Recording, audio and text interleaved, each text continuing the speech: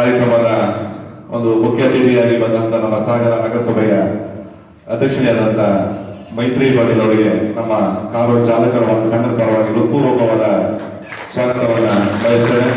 ಹಾಗೆಯೇ ಈ ಒಂದು ಸಮಾರಂಭಕ್ಕೆ ನಮ್ಮ ನಗರಸಭೆಯ ಉಪಾಧ್ಯಕ್ಷರಾದಂತಹ ಸವಿತಾ ವಾಸು ಅವರಿಗೂ ಸಹ ನಮ್ಮೆಲ್ಲರ ಪರವಾಗಿ ಪ್ರೀತಿಪೂರ್ವಕ ಸ್ವಾಗತವನ್ನ ಬಯಸ್ತೇನೆ. ಹಾಗೆಯೇ ಈ ಒಂದು ಕಾರ್ಯಕ್ರಮಕ್ಕೆ ನಮ್ಮ ಸಂಘದ ಗೌರವಾಧ್ಯಕ್ಷರು ನಗರಸಭಾ ಸದಸ್ಯರಾದ ಗಣಪತಿ ಬಂಗಳೆಯವರು ಬಂದಿದ್ದಾರೆ, ಅವರಿಗೂ ಸಹ ನಾನು ಪ್ರೀತಿಪೂರ್ವಕ ಸ್ವಾಗತವನ್ನ ಬಯಸ್ತೇನೆ. ಹಾಗೆಯೇ ನಮ್ಮ ಸಾಗರ ವಿಭಾಗದ DSP ಸಾಹೇಬರಾದಂತ ಗೋಪಾಲ್ ಸರ್ ಬಂದಿದ್ದಾರೆ, ಅವರಿಗೂ ನಾವು ಪ್ರೀತಿಪೂರ್ವಕ ಸ್ವಾಗತವನ್ನ ಬಯಸ್ತೇನೆ. ಹಾಗೆಯೇ ನಮ್ಮ ಸಾಗರ ವಿಭಾಗದ ERP ವಾದಂತ ವೀರೇಶ್ ಅವರು ಬಂದಿದ್ದಾರೆ, ಅವರಿಗೂ ಸಹ ನಾನು ಪ್ರೀತಿಪೂರ್ವಕ ಸ್ವಾಗತವನ್ನ ಬಯಸ್ತೇನೆ. ಹಾಗೆಯೇ ನಮ್ಮ ಈ ಸಂಘದ ಕಾನೂನು ಸಲಹೆಗಾರರಾದ ಮಂಜುನಾಥ್ ಅವರು ಬರುತ್ತಿದ್ದಾರೆ, ಅವರಿಗೂ ಸಹ ನಾನು ಎಲ್ಲರ ಪರವಾಗಿ ಸ್ವಾಗತವನ್ನ ಬಯಸ್ತೇನೆ. ಮತ್ತೊಂದು ವಿಶೇಷವಾಗಿ ಈ ಕಾರ್ಯಕ್ರಮಕ್ಕೆ ನಮ್ಮ ನಾಡುಕಾಡಂತ ಧೀಮಂತ ನಾಯಕ ಕಾರ್ಯಕ್ರಮದ ಬರಬೇಕಿದ್ದು ಅವರು ಸ್ವಲ್ಪ ಟೈಮ್ ಅನ್ನು ಬರ್ತೀನಿ ಅಂತ ಹೇಳಿದ್ದಾರೆ, ಅವರಿಗೂ ಸಹ ನಾನು ನಮ್ಮೆಲ್ಲರ ಪರವಾಗಿ ಪ್ರೀತಿಪೂರ್ವಕ ಸ್ವಾಗತವನ್ನ ಬಯಸ್ತೇನೆ. ಹಾಗೆಯೇ ನಮ್ಮ ಸಂಘದ ಉಪಾಧ್ಯಕ್ಷರಾದ ರಾಮಣ್ಣ ಅವರಿದ್ದಾರೆ, ಅವರಿಗೂ ನಾನು ಪ್ರೀತಿಪೂರ್ವಕ ಸ್ವಾಗತವನ್ನ ಬಯಸ್ತೇನೆ.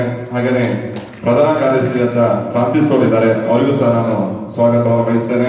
ಹಾಗೆಯೇ ಕೋಶಾಧ್ಯಕ್ಷ ಪ್ರವೀಣ್ ಅವರಿದ್ದಾರೆ, ಅವರಿಗೂ ಸಹ ನಾನು ಸ್ವಾಗತವನ್ನು ಬಯಸ್ತೇನೆ. ಹಾಗೆಯೇ ಎಲ್ಲ ನಿರ್ದೇಶಕರಿಗೂ ಸಹ ನಾನು ಸ್ವಾಗತವನ್ನು ಬಯಸ್ತಾ ಇಲ್ಲಿ ಬಂದಂತ ಎಲ್ಲ ಹಿರಿಯ ಮಾಜಿ ಅಧ್ಯಕ್ಷಗಳು, ಉಪಾಧ್ಯಕ್ಷಗಳು, ಹಿರಿಯ ಸದಸ್ಯರು ಎಲ್ಲರಿಗೂ ನಾನು ಸ್ವಾಗತವನ್ನು ಬಯಸ್ತಾ, ಹಾಗೆಯೇ ಮಾಧ್ಯಮ ಮಿತ್ರರು ಬಂದಿದ್ವಿ, ತಮಗೂ ಕೂಡ ನಾನು ಸ್ವಾಗತವನ್ನು ಬಯಸ್ತಾ ಮುಂದಿನ ಕಾರ್ಯಕ್ರಮ ಉದ್ಘಾಟನೆಯಾಗಿ ಅತಿಥಿಗಳು ಅನುವು ಮಾಡಿಕೊಡ್ತಾ ಇದ್ದೇನೆ. ಈಗ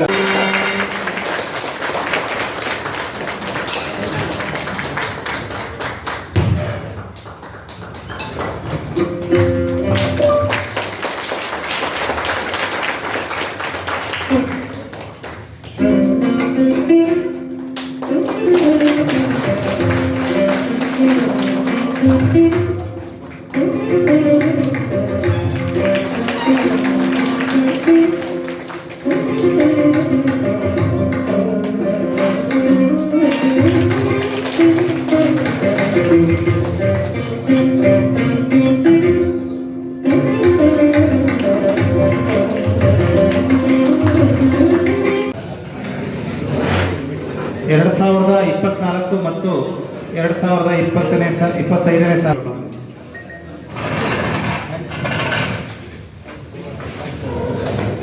ಪ್ರತಿ ವರ್ಷದಂತೆ ಸ್ವಾತಂತ್ರ್ಯ ದಿನಾಚರಣೆ, ಗಾಂಧಿ ಜಯಂತಿ, ಸ್ವಾಮಿ ಮನೋಹರ್ ಸ್ವಾಮಿ ಹಾಗೂ ಇತರೆ ಸದಸ್ಯರುಗಳು ವಿಶೇಷವಾಗಿ ಕಾರ್ಯಕ್ರಮದ ಜವಾಬ್ದಾರಿಯನ್ನು ತೆಗೆದುಕೊಂಡು ಕೆಲಸ ಮಾಡಿರುತ್ತಾರೆ.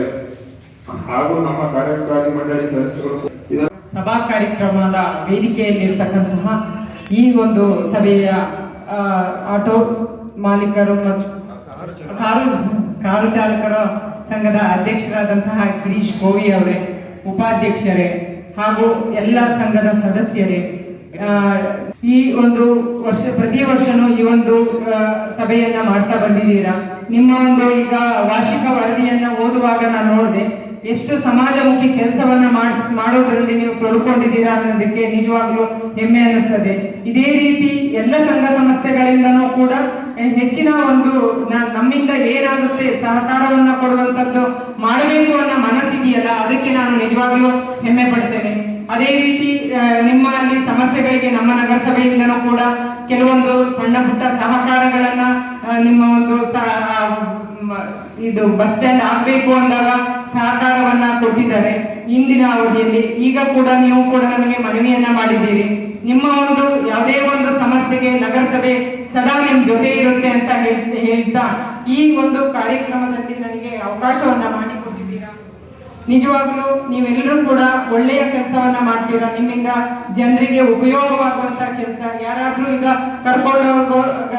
ಕರೆದ ತಕ್ಷಣ ನೀವು ಹೋಗ್ತೀರಾ, ಅವರಿಗೆ ಮನೆಗೆ ತಲುಪಿಸುವಂತ ಒಳ್ಳೆಯ ಒಂದು ಕಾರ್ಯವನ್ನ ನೀವು ಕಾರು ಚಾಲಕರು ಮಾಡ್ತೀರಾ. ಪ್ರತಿ ವರ್ಷದಂತೆ ಈ ವರ್ಷನೂ ಕೂಡ ಈ ಸಭೆಯನ್ನ ಆಯೋಜನೆ ಮಾಡಿ ಇದರಿಂದ ನಿಮಗೆ ಎಲ್ಲಾ ರೀತಿಯ ಸೌಲಭ್ಯಗಳನ್ನ ಪ್ರತಿ ಕಾರು ಚಾಲಕರಿಗೆ ನೀವು ಈ ಒಂದು ಸಂಘದಿಂದ ವ್ಯವಸ್ಥೆ ಮಾಡಿಕೊಟ್ಟಿದ್ದೀರಾ ಅನ್ನೋದನ್ನ ನಾನು ಕೇಳ್ಪಟ್ಟೆ. ನಿಜವಾಗ್ಲೂ ಸಂತೋಷ ಪಡುವಂತಹ ವಿಷಯ. ನೀವೆಲ್ಲರೂ ಕೂಡ ಈ ರೀತಿಯ ಸಮಾಜಮುಖಿ ಕೆಲಸವನ್ನ ಮಾಡೋದ್ರಲ್ಲಿ ನಿಮ್ಮ ಪಾತ್ರವನ್ನು ಕೂಡ ನಿರ್ವಹಣೆ ಮಾಡ್ತಿದ್ದೀರಾ.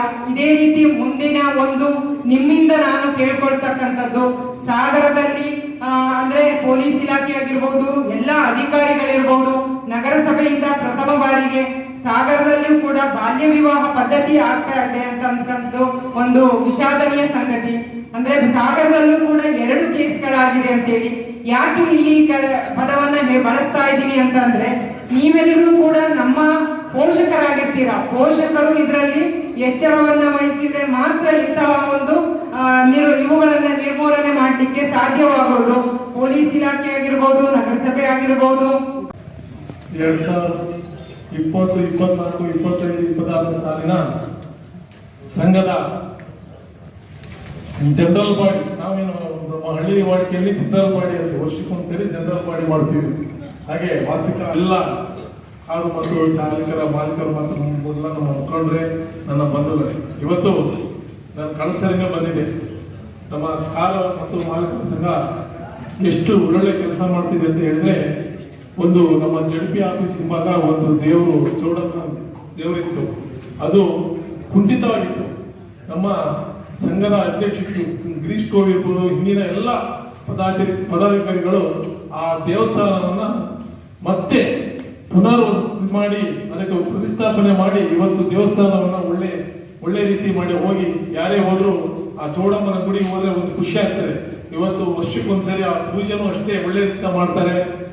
ಎಲ್ಲರೂ ಧನ ಸಹಾಯ ಮಾಡಿ, ಸುಮಾರು ಜನ ಧನ ಸಹಾಯ ಮಾಡಿ ಇಲ್ಲ ಅವ್ರ ಸಂಘದಿಂದೆಲ್ಲ ಹಾಕೊಂಡು ಕೆಲಸ ಮಾಡ್ತಾರೆ. ಇವತ್ತು ಯಾರಿಗಾದ್ರೂ ಒಂದು ತೊಂದರೆ ಆಯ್ತು ಅಂದ್ರೆ ಎಲ್ಲರೂ ಹೋಗಿ ನಿಂತು ಆ ಒಂದು ಹಾಸ್ಪಿಟ್ಲಿಗೆ ಬರೋಂಥ ಖುಷಿ ಇದೆಯಲ್ಲ, ನೀವೆಲ್ಲರೂ ಬರೋದು, ಅದು ನಮ್ಗೆ ಭಾರಿ ಖುಷಿ. ಯಾಕಂದ್ರೆ ಬಿಡಪ್ಪ ಅವನಿಗೆ ಏನಾಯ್ತು, ನಾವ್ಯಾಕೆ ಹೋಗ್ಬೇಕು, ನನ್ನ ಭಾವನೆಗಳು ಯಾರಿಗಿಲ್ಲ, ನೀವೆಲ್ಲರೂ ಸೇರಿ ಆ ಕೆಲಸಗಳನ್ನು ಮಾಡ್ತಿದ್ದೀರಿ. ಈಗ ನಮ್ಮ ನೆಚ್ಚಿನ ನಾಯಕರು ಈಗಾಗಲೇ ನಿಮ್ಮ ಕಾರ್ ಸ್ಟ್ಯಾಂಡಿಗೆ ಒಂದು ಆಫೀಸ್ ಬೇಕು ಅಂತ ಹೇಳಿದ್ರಿ. ಅವ್ರ ಗ್ರಾಂಟಲ್ಲಿ ಆಫೀಸು ಕೊಡ್ತೀವಿ ಅಂತ ಹೇಳಿದ್ದಾರೆ. ಹಾಗೆ ಧ್ವಜನ್ ಒಳ್ಳೆ ಮಾದರಿಯ ಧ್ವಜನ್ ಕಟ್ಟೆ ಮತ್ತು ಈಗಾಗಲೇ ಒಂದು ಸ್ಟ್ಯಾಂಡಿಗೆ ಒಂದು ಸ್ಟೆಡ್ ಅನ್ನು ಮಾಡಿಕೊಟ್ಟಿದ್ದಾರೆ. ಅವ್ರು ಇನ್ನೂ ಇವತ್ತು ಬರ್ತಿದ್ರು, ಯಾಕಂದ್ರೆ ಇವತ್ತು ಅವ್ರು ಅರ್ಜೆಂಟ್ ಉಡುಪಿಗೆ ಹೋಗಿ ಏನೋ ಪೂಜೆ ಎಲ್ಲ ಇತ್ತು, ಹಾಗಾಗಿ ಹೋಗಿದ್ದಾರೆ. ಅವ್ರು ಬಂದಂದ್ರೆ ಅವ್ರ ಬಾಯಲ್ಲೇ ಎಲ್ಲದನ್ನು ನಾವು ಅವ್ರು ಹೇಳ್ತಿದ್ರು. ಯಾಕಂತ ಹೇಳಿದ್ರೆ ಅವರು ಕೆಲಸ ಯಾರು ಮಾಡ್ತಾರೆ ಅವರಿಗೆ ಭಾರಿ ಬೆಂಬಲ ಕೊಡ್ತಾರೆ. ಹಾಗಾಗಿ ಅವ್ರ ಗ್ರಾಂಟಲ್ಲಿ ನಿಮ್ದೊಂದು ಆಫೀಸು ನೀವು ಏನೇನು ಕೇಳಿದ್ರು ಅವರೆಲ್ಲ ಮಾಡಿಸ್ಕೊಡ್ತೀನಿ ಅಂತ ಹೇಳಿದ್ದಾರೆ. ಹಾಗೆ ಇವತ್ತು ನಮ್ಮ DSP ಸಾಹೇಬರು ಅಷ್ಟೇ, ನಾನು ಮೊನ್ನೆ ಅವ್ರ ಆಫೀಸಿಗೆ ಹೋದಾಗ ನಮ್ಮ ಆಟೋ ಓಡಿಸುವ ನಮ್ಮ ಡ್ರೈವರ್ಗಳು ಬಂದಿದ್ರು. ಎಲ್ಲೋ ಒಂದು ಕಡೆ ಮಿಸ್ಗೇಟ್ ಮಾಡಿದ್ರು, ಆದರೆ ಅವ್ರನ್ನ ಕರೆದು ತಿಳಿಸಿ ಹೇಳಿದ್ರು, ಇನ್ನು ಈ ಥರ ನೀವು ಒಬ್ಬರು ಮಾಡಿದ್ರೆ ಬೇರೆಯವರೆಲ್ಲ ಮಾಡಿದಾಗ ನಮಗೆ ಸಾಗರ ಜನರಿಗೆ ತೊಂದರೆ ಆಗ್ತದೆ, ನೀವೆಲ್ಲರೂ ತಿದ್ಕೋಬೇಕಂತ ಹೇಳಿ ಅವ್ರಿಗೇನು ಫೈನ್ ಹಾಕ್ಬೇಕು ಅಂತ ಹೇಳಿ ಕಳಿಸಿದ್ರು ಅಂತ ಅವರು ಧೀಮಂತ DSP ಸಾಹೇಬ್ ಇದ್ದಾರೆ. ಹಾಗೆ ನಮ್ಮ RT ಅವರು ಈಗ ನಾನು ಕೆಲವು ಹೋದ ಸರಿ ನಮ್ಮ ಸಾಹೇಬರು ಮನೆಗೆ ಬಂದಾಗ ಕೆಲವು ವಿಷಯವನ್ನು ಮಾತಾಡಿದ್ರು.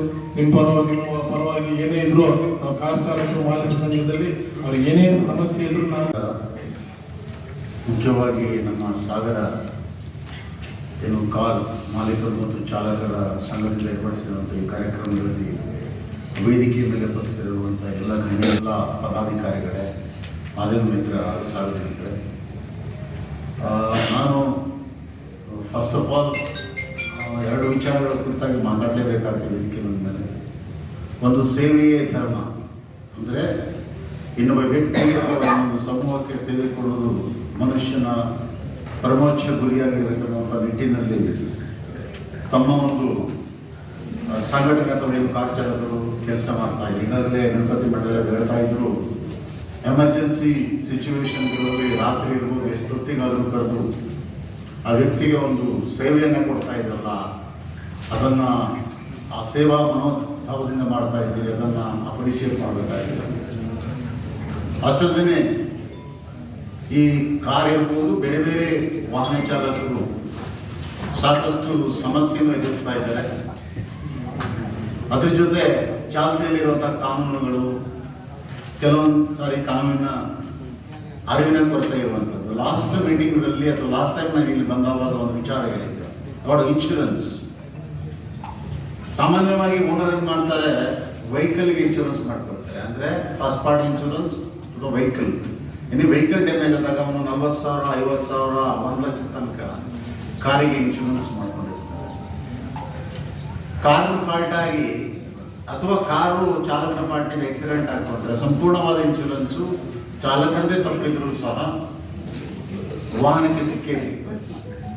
ಆ ಚಾಲಕ ಇನ್ ಕೇಸ್ ಮಿಸ್ಟೇಕ್ ಮಾಡೋದೆಲ್ಲ ಗೊತ್ತಿಲ್ಲ, ಸಾಮಾನ್ಯವಾಗಿ ಮಿಸ್ಟೇಕ್ ಕೆಲವೊಂದು ಸಾರಿ ಕಂಟ್ರೋಲ್ ತಪ್ಪಿ ಹೋಗಿ ಸೈಡ್ ಹೊಡ್ಕೊಂಡಾಗ ಚಾಲಕ ಅಮೃತ ಆಗ್ತಾನೆ ಅಥವಾ ಸಿವಿಯರ್ ಇಂಜುರಿ ಆದವಾಗ ಇನ್ಶೂರೆನ್ಸ್ ಕ್ವಶನ್ ಬಂದಾವಾಗ ಥರ್ಡ್ ಪಾರ್ಟಿ ಕವರೇಜ್ ಇಲ್ಲದೆ ಇರೋದ್ರಿಂದ ಎಷ್ಟೋ ಸತ್ತವರಿಗೆ ಪರಿಹಾರ ಸಿಗ್ತಾ ಇಲ್ಲ. ಆ ನಿಟ್ಟಿನಲ್ಲಿ ನಿಮ್ಮ ಸಂಘ ವಿಚಾರ ಮಾಡಬೇಕು, ಚಿಂತೆ ಮಾಡಬೇಕು. ಲಾಸ್ಟ್ ಟೈಮ್ ಹೇಳಿದ್ದೀನಿ, ದಯವಿಟ್ಟು ಅರ್ಥ ಮಾಡ್ಕೊಳ್ಳಿ.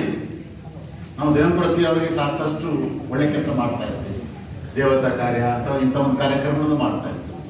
ಇದು ಸಾಕಷ್ಟು ಖರ್ಚನೆ ಮಾಡ್ತಾ ಇರ್ತೀವಿ. ಈ ಉದಾಹರಣೆಗೆ ಒಬ್ಬನು ಮರ ಹತ್ತಲಿಕ್ಕೆ ಅಡಿಕೆ ಮರ ಹತ್ತುವಾಗ ಅವನಿಗೆ 287 300 ರೂಪಾಯಿನ ಇನ್ಶೂರೆನ್ಸ್ ಮಾಡಿದ್ರೆ ಅವನಿಗೆ ಅಟ್ಲೀಸ್ಟ್ ಒಂದು 2 ರಿಂದ 3 ಲಕ್ಷ ಪರಿಹಾರ ಸಿಗುವಂತ ವ್ಯವಸ್ಥೆ ಇದ್ರೂ ಸಹ ಅವನಿಗೆ ತೋಟದ ಮಾಲೀಕರು ಒಂದು ಒಳ್ಳೆ ಕಂಬಳ ಅಂತ ಮಾಡ್ತಾರೆ. ವರ್ಷ ಮುಗಿದ ಮೇಲೆ 300 ರೂಪಾಯಿ 400 ರೂಪಾಯಿ ಒಳ್ಳೆ ಊಟ ಕೊಡಿಸ್ಕೊಡ್ತಾರೆ. ಆ ಊಟದ ಬದಲಾಗಿ ಅವನ ಪರವಾಗಿ ಒಂದು ಇನ್ಶೂರೆನ್ಸ್ 300 ರೂಪಾಯಿ ಕಟ್ಟಿದ್ರೆ ನಾಳೆ ಅವನು ಸತ್ತರೆ ಅವನ ಸಂಸಾರ ಮುಂದಿನವರಿಗೆ ಪರಿಹಾರ ಸಿಗ್ತದೆ. ಇದನ್ನು ನಾನು ಯಾಕೆ ಹೇಳ್ತಾ ಇದ್ದೀನಿ ಅಂತ ಹೇಳಿದ್ರೆ, ನಾ ಇಲಾಖೆಯಲ್ಲಿ 32 ವರ್ಷ ಸೇವೆಯನ್ನು ಮಾಡಿದ್ದೀನಿ. 32 ವರ್ಷದಲ್ಲಿ ಎಷ್ಟು ಪ್ರಕರಣ ನೋಡಿಲ್ಲ, ಎಷ್ಟು ಕಡೆ ರಿಕ್ವೆಸ್ಟ್ ಮಾಡ್ತಾರೆ, ಸರ್ ಇನ್ಶೂರೆನ್ಸ್ ಇಲ್ಲ ಸರ್, ಹಾಗಾಗಿದೆ sir, driver change, vehicle change ಅದೇ ಹೇಳ್ತಾರೆ. ನೋಡಪ್ಪ, ಕಾನೂನಲ್ಲಿ ಅವಕಾಶ ಇಲ್ಲ, ನಾನು ಮಾಡಲಿಕ್ಕೆ ಕಷ್ಟ. ಸೊ ಈಗಲೂ ತಮ್ಮ ಸಂಘಕ್ಕೆ ಕಿವಿ ಮಾತು ಹೇಳ್ತಾ ಇದ್ದೀನಿ, ಯಾರು ಅಪಘಾತ ಅನ್ನೋದು ನನ್ನ ಕೈಗೆ ಅಥವಾ ನಿಮ್ಮ ಕೈಲಿ ಇರುವುದಲ್ಲ, ಆಗುವಂಥದ್ದು ಕಾಮನ್ ಇರೋದ್ರಿಂದ ಈ ನಿಟ್ಟಿನಲ್ಲಿ ಗಮನ ಹರಿಸಬೇಕು. ಇನ್ನೊಂದು ಈ ದೇಶದ ಕುರಿತಾಗಿ ನಾವು ಮಾತಾಡಬೇಕಾದ್ರೆ ನಮ್ಮ ಸನ್ಮಾನ್ಯ ಪ್ರಧಾನಮಂತ್ರಿಗಳು ಒಂದು 7-8 ವರ್ಷ ಹಿಂದೆ ಕೊಪ್ಪೆನಗರದಲ್ಲೂ ಅಥವಾ ಇಂಟರ್ನ್ಯಾಷನಲ್ ಸುಮಿತ್ನಲ್ಲಿ ಒಂದು ಮಾತನಾಡಿದ್ರು. ನಮ್ಮ ದೇಶದಲ್ಲಿ ಆಗ್ತಾ ಇರುವಂಥ ಅಪಘಾತದ ಡೆತ್ ಅನ್ನ 50% ಕಮ್ಮಿ ಮಾಡ್ತೀವಿ ಅಂತೇಳಿ ಅಂತಾರಾಷ್ಟ್ರೀಯ ಸಮೂಹಕ್ಕೆ ಆಶ್ವಾಸನೆ ಕೊಟ್ಟು ಬಂದಿದ್ರು. ಸಾಕಷ್ಟು ಪ್ರಗತಿ ಮಾಡಿದ್ದೀವಿ. ಯಾಕಂದ್ರೆ ಸುಪ್ರೀಂ ಕೋರ್ಟ್ ಒಂದ್ ಕಡೆ ನೋಡ್ತಾ ಇದೆ, ಮೊತ್ತ ಅಂತ ಒಂದು ರೋಡ್ ಟ್ರಾನ್ಸ್ಪೋರ್ಟ್ ಡಿಪಾರ್ಟ್ಮೆಂಟ್ ಅದನ್ನ ಕ್ಲೋಸ್ ಆಗಿ ವಾಚ್ ಮಾಡ್ತಾರೆ. ಆದ್ರೂ ಸಹ ಕೇವಲ 2% ವೆಹಿಕಲ್ ಇರುವಂತಹ ನಮ್ಮ ದೇಶ 10% ಡೆತ್ ರೇಟ್ ಅನ್ನ ಕೊಡ್ತಾ ಇದೆ. ನಮ್ಮ ಹತ್ರ ಜಗತ್ತಿನಲ್ಲಿ 2% ವೆಹಿಕಲ್ ಇದೆ, 10% ಆಕ್ಸಿಡೆಂಟ್ ಡೆತ್ಗಳಾಗ್ತಾ ಇರೋದ್ರಿಂದ ನಾವು ಅದನ್ನು ನಿಯಂತ್ರಿಸುವ ನಿಟ್ಟಿನಲ್ಲಿ ಲಕ್ಷ್ಯ ಕೊಡಬೇಕಾಗಿದೆ. ಈಗ ಸಾಮಾನ್ಯವಾಗಿ ರಸ್ತೆಯ ಮೇಲೆ ಇರುವವರು ಯಾರು ಕೇಳಿದ್ರೆ ಚಾಲಕರೇನೆ. ನಾನು ಎಷ್ಟೇ ರಸ್ತೆ ಮೇಲೆ ಇದ್ರು ಸಹ ನಾನು ಡ್ರೈವರ್ ಅಂತ ಹೆಚ್ಚಿರ್ಬೇಕಾಗ್ತದೆ, ಸರ್ವಿಸಿಗೂ ಹೋದೇ ಇರ್ತು ಅಂತೇಳಿ. ಸೊ ರಸ್ತೆಯ ಮೇಲೆ ಇರುವವರಿಗೆ ಅತಿ ಹೆಚ್ಚಿನ ಜವಾಬ್ದಾರಿ ಇದೆ. ನಾನು ಸಾಕಷ್ಟು ಸಾರಿ ಹೇಳ್ತಾ ಇರ್ತೇನೆ, ಈಗಾಗಲೇ ಹೇಳ್ತಾ ಇರೋ ನಾನೀಗ ಹೊಸ ಪದ್ಧತಿಯನ್ನ ಇಂಟ್ರೊಡ್ಯೂಸ್ ಮಾಡಿದ್ದೀನಿ. ಸಾಮಾನ್ಯವಾಗಿ ನಾನು 100% ಮಾಡ್ತಾ ಇದ್ದೀನಿ. ತಾವು ನೋಡಿದ ಮಟ್ಟಿಗೆ ನಾನು ಎಲ್ಲೇನೋ ರೋಡ್ ಮೇಲೆ ಕೇಸನ್ನು ಹಾಕ್ತಾ ಇದ್ದೇನೆ.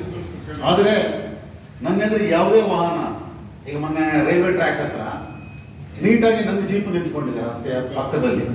ನನ್ನ ಜೀಪ್ ಮೇಲೆ ಆಲ್ಮೋಸ್ಟ್ ಲಾಸ್ಟ್ 20 ರೋಡ್ ಜಾಮ್ ಆಗಿ ಕೆಲವೊಂದು ಸಾರಿ ಸಮಸ್ಯೆ ಆಗ್ತದೆ. ಅಂಥ ಫೋಟೋಗಳು ಅಥವಾ ಎಲ್ಲಿ ಕರ್ವಿಂಗ್ನಲ್ಲಿ ಬಸ್ ಇರಬಹುದು, ನಿಮ್ಮದು ಯಾವುದೇ ವೆಹಿಕಲ್ ನಿಂತಿದ್ರೆ ಕಂಪಲ್ಸರಿ ಒಂದು ಫೋಟೋ ತಗೊಂಡಿರ್ತೀನಿ. ಸಾರ್ವಜನಿಕರಿಗೆ ರಿಕ್ವೆಸ್ಟ್ ಮಾಡಿದ್ದೀನಿ, ಫೋಟೋಗಳನ್ನು ನಮಗೆ ಶೇರ್ ಮಾಡಿರ್ತೇವೆ. ಕರ್ವಿಂಗ್ನಲ್ಲಿ ಯಾವುದೇ vehicle on the tar road ನಿಂತಿದ್ರೆ, ಮೇ ಬಿ ಪ್ಯಾಸೆಂಜರ್ ವೆಹಿಕಲ್, ನಾವಂತೂ ಮರ್ಸಿಲೆಸ್ಲಿ ಆಕ್ಟ್ ಮಾಡ್ತೀವಿ. ಅಲ್ಲಿ ಮಿನಿಮಮ್ 1000 ರೂಪೀಸ್, ಅತಿ ಬಡವನಿದ್ರೆ 500 ತನಕ ನಮ್ಮವರಿಗೆ ಪ್ರೇರಿಸಬೇಕಾಗ್ತದೆ. ಲಾಸ್ಟ್ ಟೈಮ್ ಎಲ್ಲ ಒಂದ್ ಕಡೆ ಸುಮಾರು 80 ಫೀಟ್ ಕೆಳಗೆ ಬಸ್ ಕೂರ್ತಿತ್ತು. ಆವಾಗ 6 ಮಂದಿ ಡೆತ್ ಆಗಿದೆ. ಬಾಡಿ ಮೇಲೆ ತರಬೇಕಾಗಿದೆ. ನಾವು ಅವರಿಗೆ ರೋದನ ಮಾಡ್ತೇವೆ, ಯಾರು ಕೆಳಗೆ ಇಳಿಲಿಕ್ಕೆ ಆಗ್ತಾ ಇಲ್ಲ. ಆವಾಗ ಜೋಶ್ ಕೊಡುವುದು ಏನೋ ಮಾತಾಡಬೇಕಾಗ್ತದೆ. ಸೊ ಇದನ್ನು ಹೇಳಿಕ್ಕೆ ಕಾರಣ ಅಂದ್ರೆ ಈ ಅಪಘಾತಗಳನ್ನು ತಡೆಯುವ ನಿಟ್ಟಿನಲ್ಲಿ ತಾವೆಲ್ಲ ಅತಿ ಪ್ರಮುಖವಾಗಿ ಕೆಲಸ ಮಾಡಲೇಬೇಕಂತ ನಾನು ವಿನಂತಿ ಮಾಡ್ತೇನೆ. ಯಾಕಂದ್ರೆ ರಸ್ತೆಯ ಮೇಲೆ ಅತಿ ಹೆಚ್ಚಿರುವವರೇ ತಾವು ಅನ್ನೋದನ್ನ ತಮ್ಮ ಕಿವಿ ಮಾತು ಹೇಳ್ತಾ ಇದ್ದೀನಿ. ಯಾಕಂದ್ರೆ ನೀವು ಡ್ರೈವರ್ ಉದ್ಯೋಗ ಅಂದಮೇಲೆ ರಸ್ತೆ ಮೇಲೆ ಇರುವಂತಹ ಉದ್ಯೋಗ ಅಂದ್ರೆ ಅಪಘಾತಗಳು ಸಾಮಾನ್ಯವಾಗಿ ರಸ್ತೆ ಮೇಲೆ ಜರುಗ್ತಾ ಇರೋದ್ರಿಂದ ತಾವುಗಳು ಈ ನಿಟ್ಟಿನಲ್ಲಿ ಲಕ್ಷ್ಯ ಕೊಡಬೇಕು. ನಾನು ಬಹಳಷ್ಟು ಹೆದರಿಸಿದೆ ಅಂತ ತಿಳ್ಕೊಂಡಿದ್ದೀನಿ. ಹೆದರಿಸಿ ಕೇಳ್ತಾ ಇಲ್ಲ, ಕಿವಿ ಮಾತು ಹೇಳ್ತಾ ಇಲ್ಲ. ಯಾಕಂದ್ರೆ ನಿಮ್ಮ ಸಂಸಾರ ನಿಮ್ಮನ್ನ ನಂಬಿಕೊಂಡು ಬದುಕ್ತಾ ಇರ್ತದೆ.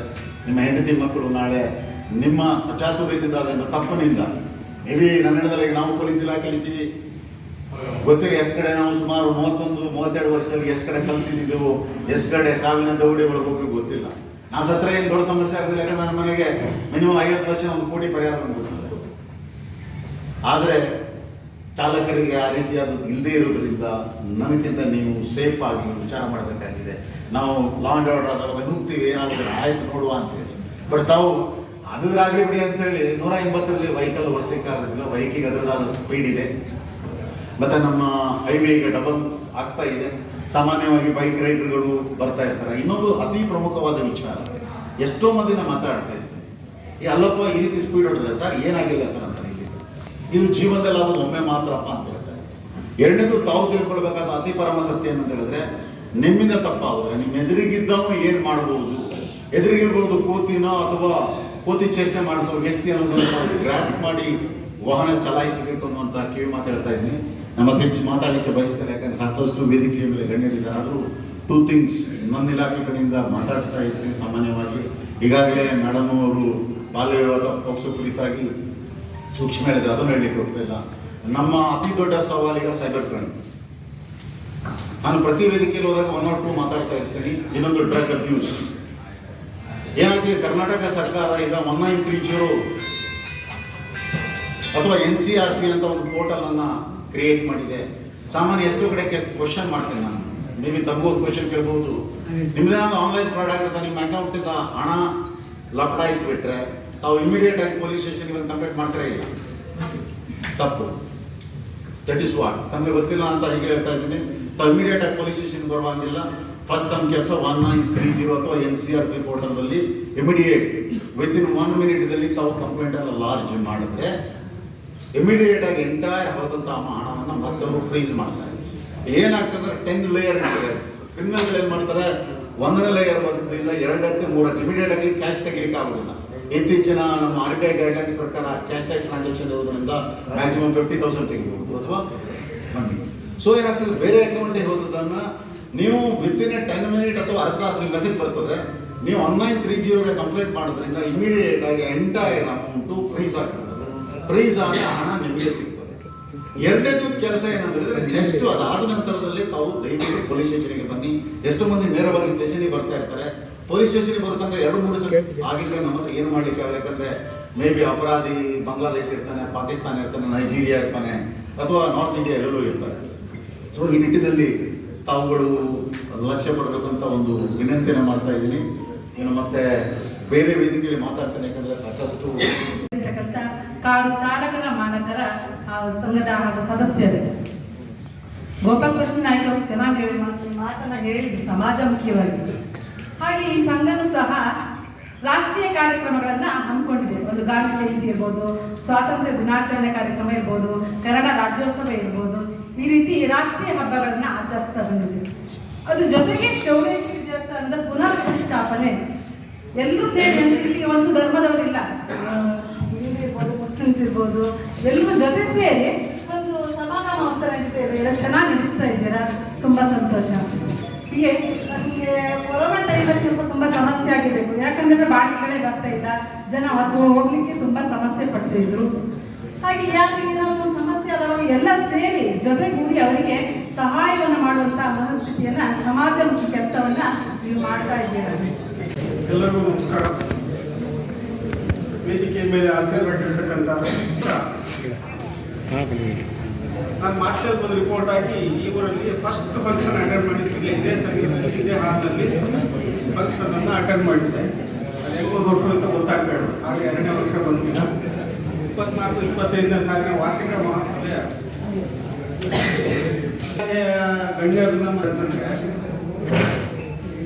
ಅವ್ರ ಇಲಾಖೆಯಿಂದ ನಿಮಗೇನು ಸಹಾಯ ಆಗ್ಬೋದು ಅನ್ನೋದ್ರ ಬಗ್ಗೆ ಹೇಳಿ ನಮಗೆ ಸಹಾಯ ಸಿಗಲಿ ಅದಷ್ಟೇ ಅವ್ರದ್ದು ಟಾರ್ಗೆಟ್ ಏನಾಗಿದೆ. ಕೊನೆಗೆ ಎಲ್ಲಿ ನಾವು ಯಾವುದೇ ಇಲಾಖೆಯಲ್ಲಿ ಕೊನೆಗೆ ಬರ್ತದೆ ಅಫ್ಕೋರ್ಸ್.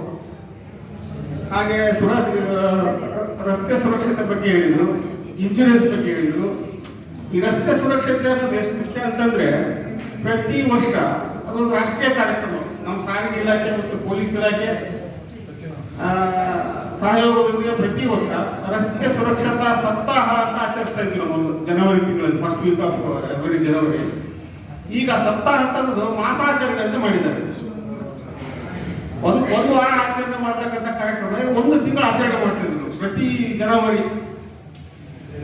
ಅಂದ್ರೆ ನಮ್ಮಲ್ಲಿ ಪ್ರತಿ ವರ್ಷ ರೋಡ್ ಆಕ್ಸಿಡೆಂಟ್ಗಳು ನಾವು ಏನೇ ಕಾರ್ಯಕ್ರಮ ಹಾಕೊಂಡ್ರು, ಎಷ್ಟೇ ತಿಳುವಳಿಕೆ ಕೊಟ್ಟರು ಕೂಡ ರೋಡ್ ಆಕ್ಸಿಡೆಂಟ್ಸ್ ಹೆಚ್ಚಿಗೆ ಆಗ್ತದೆ. ಒಂದು ಅತ್ಯಂತ ವಿಷಾದಕರ ಸಂಗತಿ ಅಂದ್ರೆ ಹೊರದೇಶಗಳಲ್ಲಿ ನಮ್ಮ ಗಣ್ಯರು ಹೋದಾಗ ಈ ವೆಹಿಕಲ್ ಸಂಬಂಧಪಟ್ಟ ಯಾವುದೋ ಫಂಕ್ಷನ್ ಅಲ್ಲಿ, ಇಂಟರ್ನ್ಯಾಷನಲ್ ಲೆವೆಲ್ ಫಂಕ್ಷನ್ಸ್ ಪ್ರೋಗ್ರಾಮ್ಸ್ ಆದ ಹೋದಾಗ ಅತ್ಯಂತ ಕನಿಷ್ಠ ಮಟ್ಟದಲ್ಲಿ ನೋಡ್ತಾರೆ ನಮ್ಮನ್ನ.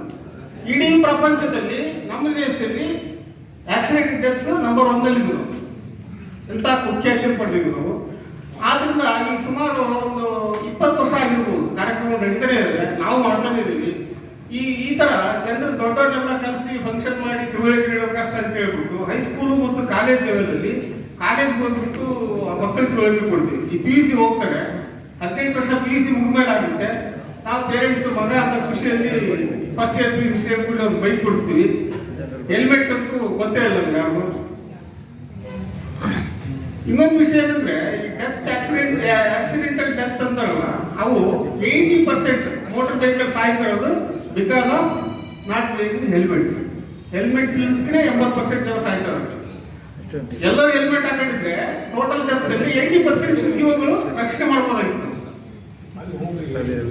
ಆಮೇಲೆ ಈ ನಿಮ್ ವಿಚಾರಕ್ಕೆ ಬಂದ್ರೆ ನಿಮ್ಗೂ ಆಕ್ಸಿಡೆಂಟ್ ಹೇಗೆ ಆಗ್ತದೆ ಅಂತಂದ್ರೆ, ನೀವು 10 ಗಂಟೆಗೆ ಸಾಗರ ಬಿಟ್ರೆ ಶಿವಮೊಗ್ಗ ತಲುಪಲಿಕ್ಕೆ 10:15 ಬೇಕು. 11:15 ಆಗುತ್ತೆ, 1 ಗಂಟೆ 15 ನಿಮಿಷ ಆಗುತ್ತೆ. ಅದೇ ಸ್ಪೀಡ್ ಆಗಿ ಹೋದ್ರೆ ಅಮ್ಮಮ್ಮ ಅಂದ್ರೆ ನೀವು 1 ಗಂಟೆ 5 ನಿಮಿಷ ಅಥವಾ 1 ಗಂಟೆ ತಲುಪಬಹುದು. 10 ರಿಂದ 15 ನಿಮಿಷ ಓಡಿಸ್ಲಿಕ್ಕೆ 70 ಕಿಲೋಮೀಟರ್ ಓಡಿಸ್ಬೇಕಾಗಿರೋ ಕಾರನ್ನ 100 ಕಿಲೋಮೀಟರ್ ಓಡಿಸ್ಬೇಕಾಗುತ್ತೆ. ಫೈನಲ್ ನೀವು ಉಳಿಸೋದು 10 ನಿಮಿಷ. ಅದೇ 10 ನಿಮಿಷ ನೀವು 10 ಗಂಟೆಗೆ ಹೊರಡದೆ 9:45 ಹೊರಟ್ರೆ ಆರಾಮಾಗಿ ಎಂಜಾಯ್ ಮಾಡ್ಕೊಂಡು ಗಾಡಿ ಓಡಿಸಿ 10 ಗಂಟೆ ಮುಟ್ಬೋದು. 1 ಗಂಟೆಗೆ 1.25 ಗಂಟೆಗೆ. ಆ 10 ರಿಂದ 15 ನಿಮಿಷ ಉಳಿಸ್ಲಿಕ್ಕೆ ನೀವು ಮಾಡ್ಬೇಕಾದ್ರೆ ಒಂದು ಸಿಂಪಲ್ ಕೆಲಸ ಅಂದ್ರೆ 10 ರಿಂದ 15 ನಿಮಿಷ ಮುಂಚಿತವಾಗಿ ಹೊರಡಿ. ಎಲ್ಲ ಪ್ಯಾಸೆಂಜರ್ ವೆಹಿಕಲ್ಗಳಿಗೆ ಸ್ಪೀಡ್ ಡೋರ್ ಮತ್ತೆ ಪ್ಯಾನಿಕ್ ಬಟನ್ ಕಂಪಲ್ಸರಿ ಮಾಡಿ ಕೇಂದ್ರ ಸರ್ಕಾರದವರು ಆದೇಶ ಮಾಡಿದ್ರು, ರಾಜ್ಯ ಸರ್ಕಾರದವರೆಲ್ಲ ಇಂಪ್ಲಿಮೆಂಟ್ ಮಾಡಿ. ಈ ಕೆಲವು ಕಡೆ ನಮ್ಮಲ್ಲಿ ಆಗಿಲ್ಲ. ಈ ನಾರ್ತ್ ಇಂಡಿಯಾದಲ್ಲಿ, ಉತ್ತರ ಪ್ರದೇಶ ಮತ್ತೆ ಕೆಲವು ಕಡೆಗಳಲ್ಲಿ ಬಸ್ಗಳಲ್ಲಿ ಮತ್ತೆ ಮ್ಯಾಕ್ಸಿ ಕ್ಯಾಬ್ಗಳಲ್ಲಿ ಎಲ್ಲ ಊರವರ ಕರ್ಕೊಂಡು ಹೋಗಿ ರೇಪ್ ಅಂಡ್ ಮರ್ಡರ್ ಕೇಸ್ಗಳು ಮತ್ತೆ ಡಕಾಯಿತಿ ಕೆಲಸಗಳು ಆಗಿರೋದ್ರಿಂದ ಅದನ್ನ ಪ್ಯಾನಿಕ್ ಬಟನ್ ಮತ್ತು GPS ಅಳವಡಿಕೆ ಕಡ್ಡಾಯ ಮಾಡಿ ಆದೇಶ ಹೊರಡಿಸಿದ್ದಾರೆ. ಈಗ ನಮ್ಮ ಸಾಫ್ಟ್ವೇರ್ ಕೂಡ ಎಲ್ಲ ನಿಮ್ಗೆ ಗೊತ್ತಿದ್ದಂಗೆ ಎಲ್ಲ ಆನ್ಲೈನ್ ಆಗ್ತಾ ಇದೆ. ನಾವೇನೋ ಒಬ್ಬರು ನನಗೆ ಬೇಕಾದ್ರು ನನ್ನ ಅಣ್ಣ ತಮ್ಮನ್ನ ಬಂದು ಕೊಡೋದು without panic button and GPS ನಾನು ಒಂದು ಕಾರ್ಯ ರಿಸೀವ್ ಮಾಡ್ಲಿಕ್ಕೆ ಆಗಲ್ಲ, ನಂದೇ ಕಾರು ಮಾಡೋಕ್ಕಾಗಲ್ಲ. ಕೆಲವೊಂದು ಒಂದು 12 ಕಂಪನಿಗಳು ಹೇಳಿದ್ದಾರೆ ಈ ಪ್ಯಾನಿಕ್ ಬಟನ್ ಏನಂದ್ರೆ, ನೀವು ಯಾರೋ ಒಬ್ಬ ಚಾಲಕರು ಪ್ಯಾಸೆಂಜರ್ ಗಮನ ಬಂತು ಎಲ್ಲೋ ಕರ್ಕೊಂಡು ಹೋಗ್ತಾರೆ ತೊಂದರೆ ಆಗ್ತಾ ಇದೆ ಅಂತಂದ್ರೆ ಆ ಪ್ಯಾನಿಕ್ ಬಟನ್ ಒತ್ತಬೇಕು. ಒತ್ತಿದ್ರೆ ಒಂದು ಸೆಂಟ್ರಲೈಸ್ಡ್ ಡಿಸ್ಪ್ಲೇ ಆಗುತ್ತೆ ಅಂತ ಬೆಂಗಳೂರಲ್ಲಿ. ನಿಮ್ ಕಾರ್ ಇಲ್ಲಿದೆ, ಯಾವ ಸ್ಪೀಡಲ್ಲಿ ಹೋಗ್ತಾ ಇದೆ, ಏನಾಯ್ತು ಅಂತ ಗೊತ್ತಾಗುತ್ತೆ. ಅಥವಾ ಅದೊಂದಾಯ್ತು, ನಿಮ್ ಕಾರ್ ಆಕ್ಸಿಡೆಂಟ್ ಆಯ್ತು, ನೀವು ಯಾರು ಹೆಲ್ಪ್ ಮಾಡಕ್ಕಿಲ್ಲ ಅಂತಂದ್ರೆ ನೀವು ಪ್ಯಾನಿಕ್ ಬಟನ್ ಹೋಗ್ಬೋದು. ಅಲ್ಲೆಲ್ಲ ಡಿಸ್ಪ್ಲೇ ಆಗುತ್ತೆ, ಕಾರ್ ಬಿತ್ತ ಹೋಯ್ತಾ, ಎಲ್ಲಿ ಹೋಯ್ತಾ, ಆಕ್ಸಿಡೆಂಟ್ ಆಗಿದೆ ಎಲ್ಲ ಡಿಸ್ಪ್ಲೇ ಆಗುತ್ತೆ. ಸಮೀಪದಲ್ಲಿ ಇರ್ತಕ್ಕಂಥ ಪೊಲೀಸ್ ಸ್ಟೇಷನ್ಗೆ ಇಮಿಡಿಯೇಟ್ ಮೆಸೇಜ್ ಬರುತ್ತೆ. ಅಲ್ಲಿ ಅವ್ರು ಬಂದು ನಿಮಗೆ ಪ್ರಾಬ್ಲಮ್ ಸಾಲ್ವ್ ಮಾಡಲಿಕ್ಕೆ ಇಮಿಡಿಯೇಟ್ ಪ್ರಾಬ್ಲಮ್ ಅಟೆಂಡ್ ಮಾಡ್ತಾರೆ. ಆದ್ರಿಂದ ಅದಕ್ಕೆ ನಮ್ಮ ಸ್ಥಳೀಯ ಮಟ್ಟದಲ್ಲಿ, ಜಿಲ್ಲಾ ಮಟ್ಟದಲ್ಲಿ, ತಾಲೂಕು ಮಟ್ಟದಲ್ಲಿ ಆ GPS ಪ್ಯಾನಿಕ್ ಬಟನ್ ಇಲ್ದಂಗೆ ಏನು ಮಾಡಕ್ಕಾಗ್ತಲ್ಲ, ಎಲ್ಲ ಕಂಪಲ್ಸರಿ ಆಗ್ಬೇಕು. ಗೋಪಾಲ್ ಸರ್ ಅವರೇ, ಹಾಗೆ ARO ಸಾಹೇಬರಂತ ವೀರೇಶ್ವರ್ ಅವರೇ, ಹಾಗೂ ವೇದಿಕೆ ಮೇಲೆ ಎಲ್ಲ ಪದಾಧಿಕಾರಿಗಳೇ ಹಾಗೂ ಎಲ್ಲ ಹಿರಿಯ ಸದಸ್ಯಗಳೇ, ಇವತ್ತೇನು ಇದು ನಮ್ಮ ಸಂಘ ಸ್ಥಾಪನೆ ಆಗಿ ಮೇಡಮ್ ಇದು 25ನೇ ವರ್ಷ ಮುಗಿತು. ಇವತ್ತು ಹಿಂದಿನಿಗೆ ಎಲ್ಲ ಸಂಘವನ್ನ ಹುಟ್ಟಾಕಿ ಇವತ್ತು ಅಚ್ಚುಕಟ್ಟಾಗಿ ಪ್ರತಿ ವರ್ಷ ಆಡಿಟ್ ಆಗಿ ಇಲ್ಲಿವರೆಗೆ ಯಾವುದೇ 30 ವರ್ಷ ಆದ ಸಂಘ ಇಲ್ಲಿವರೆಗೆ ಈ ಸಾಗರದಲ್ಲಿ ಯಾವುದಾದ್ರು ಸಂಘ ನಿಂತಿದೆ ಅಂತಂದ್ರೆ ಅದು ನಮ್ಮ ಸಂಘ ಅಂತ ಹೇಳಿ ಹೆಮ್ಮೆ ಖುಷಿ ಪಡ್ತೇನೆ. ಯಾವುದೇ ಯಾಕಂತ ಹೇಳಿದ್ರೆ ಸಾಗರದ ಒಂದಿಷ್ಟು ಸಣ್ಣ ಪುಟ್ಟ ಆಫೀಸ್ಗಳಲ್ಲೂ ರಾಷ್ಟ್ರೀಯ ಹಬ್ಬ ಕೆಲವು ಹಬ್ಬಗಳನ್ನು ಮಾಡಲ್ಲ. ನಮ್ಮ ಸಂಘ ಪ್ರತಿಯೊಂದು ರಾಷ್ಟ್ರೀಯ ಹಬ್ಬಗಳನ್ನ ಅಚ್ಚುಕಟ್ಟಾಗಿ ಯಾವ ಡೈಲಿ ಮಾಡಬೇಕು, ಡೈಲಿ ಪ್ರತಿಯೊಂದು ಕಾರ್ಯಕ್ರಮ ಎಲ್ಲರೂ ಬಂದು ಭಾಗಿಯಾಗ್ತಾರೆ. ಇನ್ನೊಂದು ವಿಶೇಷ ಅಂತ ಹೇಳಿದ್ರೆ, ಯಾರಿಗೂ ನಾನು ನೋಡೋದಂಗೆ ಮೇಡಮ್, ಮೊನ್ನೆ ಡೆಂಗ್ಯೂ ಬಂತು, ನಮಗೆ ಗೊತ್ತಿದ್ದಂಗೆ ಎಷ್ಟೋ ಜನ ಸದಸ್ಯರು ಹೋಗಿ ರಕ್ತ ಕೊಟ್ಟು ಬಂದ್ರು. ಅವ್ರು ಯಾರು ಅವೇರ್ಸ್ ಮಾಡಿ ಅವರವರೇ ಕೇಳ್ಕೊಂಡು ಇದನ್ನ ಈ ಚಾಲಕರು ಮತ್ತೆ ಈ ಮಾಲಕರು ಮಾಡ್ತಾರೆ, ಬೇರೆ ಯಾರು ಮಾಡ್ಲಿಕ್ಕೆ ಸಾಧ್ಯ ಇಲ್ಲ. ಹಾಗೆಯೇ ನಾವು ಶ್ರಾವಣ ಮಾಸದಲ್ಲಿ ನಮ್ಮ ಚೌಡಮ್ಮ ದೇವಿ ಅಂತ ಇದೆ ಮೇಡಮ್, ಅದಕ್ಕೂ ಅಷ್ಟೇ ಶ್ರಾವಣ ಮಾಸ ಮತ್ತೆ ಕಾರ್ತಿಕ್ ಪ್ರತಿ ವರ್ಷಕ್ಕೆ 2 ಬಾರಿ ಪೂಜೆ. ಎಲ್ಲ ಸಂಘದ ಯಾರು ಸಣ್ಣ ದುಡ್ಡು ಅದಕ್ಕೆಲ್ಲ ಎಲ್ಲ ಅವ್ರ ಯಥಾಶಕ್ತಿ 500,000 ಎಲ್ಲ ವಸ್ತು ರೂಪದಲ್ಲಿ ಕೊಡ್ತಾರೆ. ಪ್ರತಿಯೊಂದನ್ನು ನಮ್ಮ ಸಂಘ ಸದಸ್ಯ ಇದನ್ನ 25 ವರ್ಷ ಇದನ್ನೂ ಸಹಿತ ಮಾಡ್ಕೊಂಡು ಬರ್ತಾ ಇದ್ದಾರೆ. ಅದಕ್ಕಾಗಿ ಹೇಳ್ತಾರೆ ನನಗೆ ಖುಷಿ ಆಗುತ್ತೆ. ಅದೇ ರೀತಿ ನಮ್ಮ ಸಂಘದ ಸರದಲ್ಲಿ ಒಂದು ಚೌಡಮ್ಮನ ಕಟ್ಟ ಇತ್ತು, ಹೋದ ವರ್ಷ ಮಳೆಗಾಲದಲ್ಲಿ ಮರ ಬಿದ್ದು ಅದೊಂದು ಹಾಳಾಗಿತ್ತು ಮೇಡಮ್. ಅದನ್ನ ಪುನಃಪ್ರತಿಷ್ಠೆ ಅಂತ ಹೋದ್ಸರಿ ಮಾಸದಲ್ಲಿ ತೀರ್ಮಾನ ಮಾಡ್ಕೊಂಡಿವಿ. ಕನಿಷ್ಠ 2 ವರ್ಷ ನಮ್ಮ ಸಂಘದ ಖಾತೆಯಿಂದ ₹1 ತೆಗೆದಿತ್ತು. ಎಲ್ಲ ಸದಸ್ಯರು ಒಟ್ಟಾಗಿ ಆ ಕಾರ್ಯವನ್ನು ಬಹಳ ಅಚ್ಚುಕಟ್ಟಾಗಿ ನೆರವೇರಿಸ್ಕೊಟ್ಟಿವಿ ಮೇಡಮ್. ಎಲ್ಲ ಸದಸ್ಯರು ಕೊಟ್ಟಿದ್ದಷ್ಟು. ಸೊ ಅದಕ್ಕೆ ನಾನು ಸಂಘದ ಪರವಾಗಿ ನಿಮಗೆ ಧನ್ಯವಾದವನ್ನ ಅರ್ಪಿಸ್ತೇನೆ. ತಿಂಗಳಿಗೆ ಒಂದ್ಸರಿ ನಮ್ಮ ಆ ಸಂಘದ ಸರಂಗವನ್ನ ಸ್ವಚ್ಛಗೊಳಿಸ್ಬೇಕಂತ ನಾನು ಕೇಳ್ಕೊತಾ ಇದ್ದೀನಿ. ನಿಮ್ಮ ಅಧಿಕಾರಿಗಳು ಗೆದ್ದಿರ್ಬೇಕು, ನನಗೆ ನಾನು ಖಾಲಿ ಇರೋದು ಬಾಕಿ ಇದೆ. ನನಗೆ ನೇರವಾಗಿ ಹೇಳ್ತೀನಿ, ಮಧ್ಯಸ್ಥಿಕೆ ನನಗೆ ಸಾಕಾಗಿದೆ ನನಗೆ. ಅಲ್ಲಿ ಯಾಕಂದ್ರೆ ನಾವು ದಿನನಿತ್ಯ ಅವ್ರು ಬಾಡಿಗೆ ಮಾಡ್ತಾರೆ, ಹೊಟ್ಟೆ ಪಡಿ ನಿಂತ್ಕೊಳ್ಳಿಕ್ಕಲ್ಲ ಸರ್, ಸೊಳ್ಳೆ ಇದು, ಆಮೇಲೆ ಲೈಟಿಂಗ್ ಸರಿ ಹಾಕಲ್ಲ, ಆಮೇಲೆ ಅಲ್ಲಿ ಆ ಶೆಡ್ ಮಾಡ್ಕೊಂಡಿದ್ದಾರೆ, ಹೆರೆ ವಸ್ತು ಬಂದು ನಾನು 3 ಲೀಟರ್ ಕೊಡ್ತೀನಿ ಮೇಡಮ್. ಅಲ್ಲಿ ಏನಾಗುತ್ತೆ, ಮನೆಯಲ್ಲಿ ಬೋರ್ ಬಂದ ಶೆಡ್ ಮೇಲೆ ಗಾಡಿ ಎಷ್ಟು ಬಂಡವಾಳ ಹಾಕಿರ್ತಾರೆ, ಅದೊಂದು ಹೆರೆ ತೆರವು ಮಾಡ್ಕೊಡಿ ಅಂತ ನಾನು ಅಷ್ಟು ಹೋಗಿದ್ದೀನಿ ನನಗೆ ಈ ಒಂದು ತಿಂಗಳಿಂದ, ಅದು ಮಾಡಲಿಲ್ಲ ಮೇಡಮ್. ನಾನು ಇದನ್ನ ಸಂಘದ ಪರವಾಗಿ ನಾನು ರಿಕ್ವೆಸ್ಟ್ ಮಾಡ್ತಾ ಇದ್ದೀನಿ, ದೂರ ಅಂತಲ್ಲ, ನನ್ನ ಮನವಿ, ಇಲ್ಲಿ ಘಟಕಗಳು ಇದ್ದಾರೆ, ಇದರ ಮನವಿ ಅಷ್ಟೇ, ದಯವಿಟ್ಟು ಅದು ಮಾಡಿಸ್ಕೊಡಿ. ಹಾಗೇನೆ ಈಗ ಸಂಘದ ಸ್ಥಳದಲ್ಲಿ ಒಂದು ನಾವು ಕಾರ್ಮಿಕರಿಗೆ ಒಂದು ಶೆಡ್ ಸಹ ನಿರ್ಮಾಣ ಮಾಡ್ತಾ ಇದೀವಿ. ನಾನೊಂದು MLA ಹತ್ರ ಮತ್ತೆ ನಗರಸಭೆ ಅಧ್ಯಕ್ಷರಿದ್ದಾರೆ, ನಮಗೊಂದು ಅಲ್ಲೇ ಒಂದು ಆಫೀಸ್ ಕೂಡ ಮಾಡಿಕೊಟ್ರೆ ತಿಂಗಳ 3,000 ಬಾಡಿಗೆ ಕೊಡ್ತಿದ್ದು ಹೊರಗಡೆ ನಾವು. ನಮಗೆ ಅಲ್ಲೇ ಒಂದು ನಾವು ರೆಡಿಮೇಡ್ ಒಂದು ಆಫೀಸ್ ಮಾಡಿಕೊಂಡು ನಮಗೆ ಆ 3,000 ಕೂಡ ನಮಗೆಲ್ಲ ಸಂಘ ಸದಸ್ಯರು ಅನುಕೂಲ ಆಗುತ್ತೆ ಮೇಡಮ್. ನಮಗೆ ಏನಾಗಿದೆ ಅಂತ ಹೇಳಿದ್ರೆ ಪ್ರತಿ ತಿಂಗಳು ಮೇಡಮ್ 10, 15, 20 ಈ 3 ಸ್ಲಾಬ್ ಅಲ್ಲಿ ಸಂಘದ ಇರಾ ದುಡ್ಡಲ್ಲಿ ಸಾಲ ಸೌಲಭ್ಯ ಮಾಡ್ಕೊಂಡಿದ್ದೀವಿ. ಅದ್ರ ಸೈಡ್ ಅಪ್ ನೋಡಿ, ಆ ಸಾಲ ಸೌಲಭ್ಯ ಮಾಡ್ಕೊಂಡಿದ್ದೀವಿ. ಇಲ್ಲಿವರೆಗೂ ಯಾರು ಡಿಫಾಲ್ಟ್ ಒಂದು 1% ಇರ್ಬೋದು ಅಷ್ಟೇ. ಎಲ್ಲರೂ ಅದು ಅಚ್ಚುಕಟ್ಟಾಗಿ ಕಟ್ಕೊಂಡು ಆ ಸಂಘವನ್ನ, ಆ ಸಂಘದ ಹಣಕಾಸವನ್ನ ಡಿಫಾಲ್ಟ್ ಮಾಡಿ ನೆರವೇರಿಸ್ಕೊಂಡು ಬರ್ತಾರೆ ಇಲ್ಲಿವರೆಗೂ. ಯಾರಾದ್ರೂ ಈಗ ಅರ್ಜೆಂಟ್ ಆರಾಮಿರುವ ಅವರಿಗೆ 10,000 ಕೊಡ್ತಾ ಇದ್ದೀವಿ ತುರಂತ, ಇವತ್ತು ಅವರಿಗೆ ಆಯ್ತು 10,000 ಅವ್ರ ಅಕೌಂಟಿಗೆ ಕೊಡ್ತಾ ಇದ್ದೀವಿ. ಈ ಎಲ್ಲ ವ್ಯವಸ್ಥೆಗಳನ್ನ ಇಲ್ಲಿನ ಸಂಘದ ಸದಸ್ಯರು ಮತ್ತು ಹಿರಿಯ ಸದಸ್ಯಗಳ ಒಂದು ಸಹಕಾರದಿಂದ ಮಾಡ್ಕೊಂಡು ಬರ್ತಾ ಇದ್ವಿ. ಅದಕ್ಕಾಗಿ ತಮ್ಮ ಇಲಾಖೆ, ತಮ್ಮ ಏನು ಈಗ ಅಧ್ಯಕ್ಷ ಇದ್ರಿ, ನಾವು ಸದಸ್ಯ ಇದ್ದಾರೆ, ನಮಗೆ ಚೂರು ಇದನ್ನ ಅನುಕೂಲ ಮಾಡ್ಕೊಳ್ಬಹುದು. ಹಾಗೇನೆ ಇನ್ನೊಂದು ವಿಶೇಷ ಮನವಿ ನಮ್ಮ AFO ಸಾಹೇಬ್ರಿಗೆ, ತಾವು ಈಗ ನಮ್ಮ ಗಾಡಿಗಳು ಇನ್ಸೂರೆನ್ಸ್ ಇಲ್ಲ ಅಂದ್ರೆ ಗಾಡಿಗೆ ಫೈನ್ ಹಾಕ್ತೀರಿ ನಮ್ಮ AFO ಸಾಹೇಬರು. ಅದೇ ರೀತಿ ಸರ್ ಪ್ರೈವೇಟ್ ಬಸ್ಗಳು ಈಗ ಅವ್ರ ಹೊಟ್ಟೆಗಳ ನೋಡಿ ಅಂತ ಹೇಳಲ್ಲ, ಅವ್ರಿಗೆ ಪರ್ಮಿಟ್ ಇಲ್ಲ, ಒಂದು ರೈಲ್ವೆ ಸ್ಟೇಷನ್ ಗಾಡಿ ಹಾಕೊಡ್ತಾರೆ.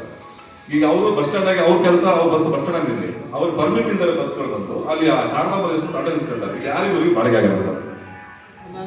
ಬೈಕ್ ಅಲ್ಲ ಕಳಿಸ್ತಾರೆ ಮನವಿ ಮಾಡಿದ್ರು, ಅದಕ್ಕೆ ಸರ್ ಇವಾಗ ಇವತ್ತಿಂದಾನೆ ದಯವಿಟ್ಟು ಆಗುತ್ತೆ ಸರ್, ನಾವು ಒಂಚೂರು ಯಾಕಂದ್ರೆ ಸರ್ ಪರ್ಮಿಟ್ ಇದ್ರೆ ಬಂದಿದ್ರು ನಮ್ಗೆ ಬೇಜಾರಿಲ್ಲ. ಮತ್ತೆ ಅವ್ರು ಇಲ್ಲ ಸ್ಟ್ಯಾಂಡ್ ಇವ ಸರ್, ಅವರಿಗೆ ಅಲ್ಲಿ ಬಸ್ ಸ್ಟ್ಯಾಂಡ್ ಅಂತ ಡಿಗ್ರಿ ಮಾಡಿದಿಲ್ಲ ಸರ್, ಆ ಬಸ್ ಸ್ಟ್ಯಾಂಡ್ ಬಂದಿಲ್ಲ ಸರ್, ಅದ್ರ ಬಗ್ಗೆ ನಮ್ಗೆ ತಕರಾರಿಲ್ಲ.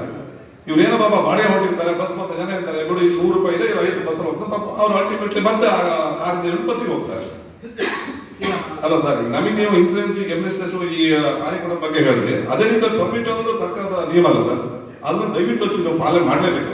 ಈಗ ಅಮಾವಾಸ್ಯೆ ಹುಣ್ಣಿಮೆ ಇದ್ದಾಗ ಎಮರ್ಜೆನ್ಸಿ ಜನ ಜಾಸ್ತಿ ಆದಾಗ ನೀವು ಅದು ಬಸ್ ಎಕ್ಸ್ಟ್ರಾ ಬಸ್ ಬಿಡಿ, ಅದ್ರ ಬಗ್ಗೆ ನಮ್ದೇನು ಆಕ್ಷೇಪಣೆ ಇದೆ ಸರ್. ದಯವಿಟ್ಟು ಇದನ್ನ ಸರ್ ನೀವು ಚೂರು ಒಂದು ಕರೆದು ಬಸ್ ಮಾಲೀಕರಿಗೆ ವಾದ ಮಾಡಿ, ನಮಗೆ ಒಂದು ಚೂರು ಏನೋ ಬದುಕ್ತಾ ಇದ್ದಾರೆ. ಯಾಕಂದ್ರೆ ಈಗಿನ ಬಸ್ ಗೊತ್ತಿದೆ ಸರ್ ನಿಮಗೆ, ಈ ಕೊರೋನಾ ಬಂದ್ಮೇಲೆ ಬಾಡಿಗೆಗಳು ಕಮ್ಮಿ ಆಗಿದೆ, ಅದು ಕಮ್ಮಿ ಇದೆ, ಮಳೆಗಾಲ ಅಂತಲ್ಲ, ಕೊರೋನಾ ಬಂದ್ಮೇಲೆ ಸ್ವಲ್ಪ ಕಮ್ಮಿನೇ ಆಗಿದೆ. ದಯವಿಟ್ಟು ಸಹ ಇದನ್ನು ತಾವು ಅವಕಾಶ ಮಾಡಿಕೊಡ್ಬೇಕು. ಹಾಗೇನೆ ಈ ಎಲ್ಲ ಕಾರ್ಯಗಳಿಗೆ ಸಹಕಾರ ಮಾಡಿಕೊಂಡು ತಮ್ಮೆಲ್ಲ ನಮ್ಮ ಸರ್ವ ಸದಸ್ಯರಿಗೆ ಹಾಗೂ ಬಂದಂತ ವೇದಿಕೆ ಗಣ್ಯರಿಗೆ ನನ್ನ ಧನ್ಯವಾದ ಸರ್. ನನ್ನ ಮಾತನ್ನು ಮುಗಿಸ್ತೇನೆ ಎಲ್ಲರಿಗೂ. ಗಣಪತಿ ಮಂಡಳದವರಿಗೆ ಪ್ರವೀಣ್ ಕುಮಾರ್ ಅವರು, ಗೋಪಾಲಕೃಷ್ಣ DSP ಅವರಿಗೆ ನಮ್ಮ ಸಂಘದ ಅಧ್ಯಕ್ಷರಾಗಿರ್ತಂಥ ಗಿರೀಶ್ ಗೋವಿ ಅವರು ಸನ್ಮಾನ ಮಾಡಬೇಕು ಅಂತ ಕೇಳ್ಕೊತೀನಿ.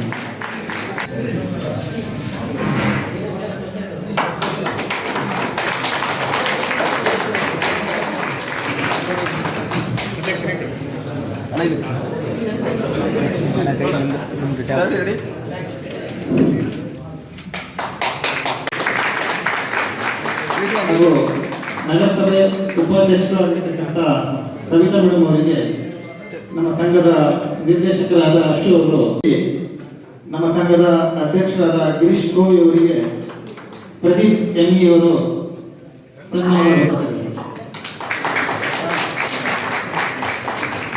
ಸರಡಿ ಇಲ್ಲಿ ಹೇಳಿ.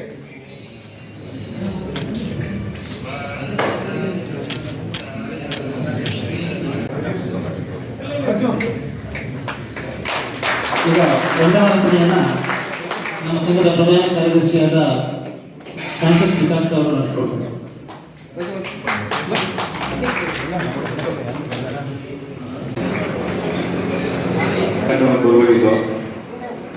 ಈಗ ಅವರು ಬೇರೆ ಕೆಲಸ ನಿಮಿತ್ತ ಹೋಗಿದ್ರು.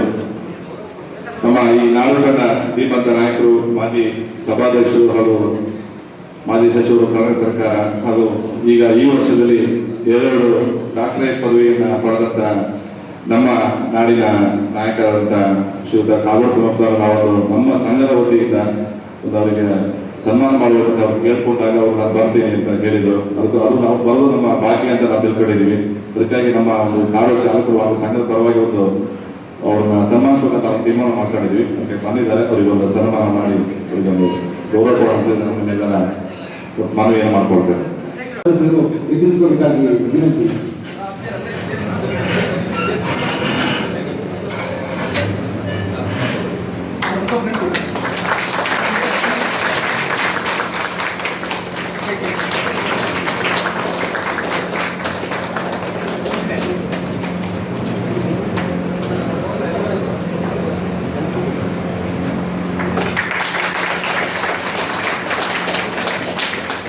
ಬಿಡಿ ಬಿಡಿ ಬಿಡಿ.